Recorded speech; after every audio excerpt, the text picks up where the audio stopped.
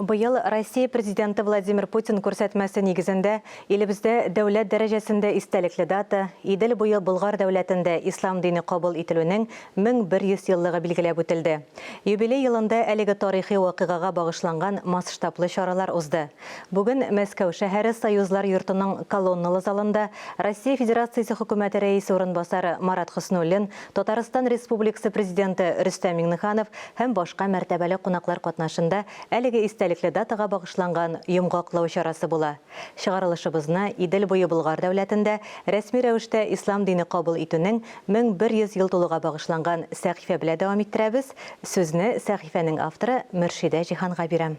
Әссәләму алейкум вә рәхмәтуллаһи вә бәрәкәтүһү. Җомга көннәребез мөбарәк булсын дип, сәхифәбезне башлап җибәрәбез. Шушы көннәрдә башкалабыз Казанда бөтен дөнья мәдәни һәм табигый мирасын саклау турындагы конвенциянең 50 еллыгына багышланган форум кысаларында дини мирас буенча халыкара конференция узды. Фәнни-гамәли чарада Россиянең традицион дини оешма җитәкчеләре, ЮНЕСКО бөтен дөнья мирасы объектлары белән идарә итүчеләр, галимнәр катнашты. Ачылыш тантанасын Татарстан Камил хәзрәт Сәмигуллин башлап җибәрде. Иң мөһиме күп кунакларның булуы, чөнки мәгълүм булганча дөньядагы вазгыять бик мәшәкатьле, ләкин шуңа карамастан бик күп кеше катнашты.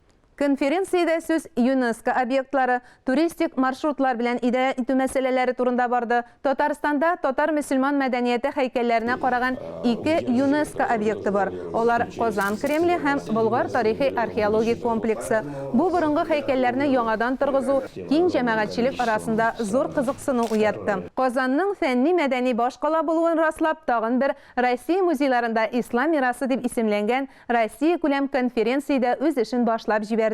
Әлеге фәнни форум Идел буе Болгар дәүләтендә ислам дине кабул ителүнең 1100 еллыгына багышлап үткәрелә.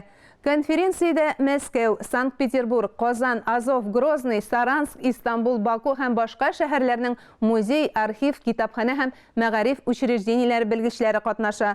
Зурлап уздырылган чараның максаты мөселман мәдәнияте, ислам тарихы, бүгенге дөньяда ислам сәнгатенең роле, рухи кыйммәтләрне саклау, динара диалог турында фикер алышу. Форум Татарстан Мәдәният министрлыгы ярдәме белән Милли музей тарафыннан оештырылды һәм ул 10 декабрьгә кадәр дәвам итә. Барыгызга да тән һәм рух сәламәтлеге теләп, бүгенгә сау булашам. Әссәламу алейкум вә рәхмәтуллаһи вә бәрәкәтүһү.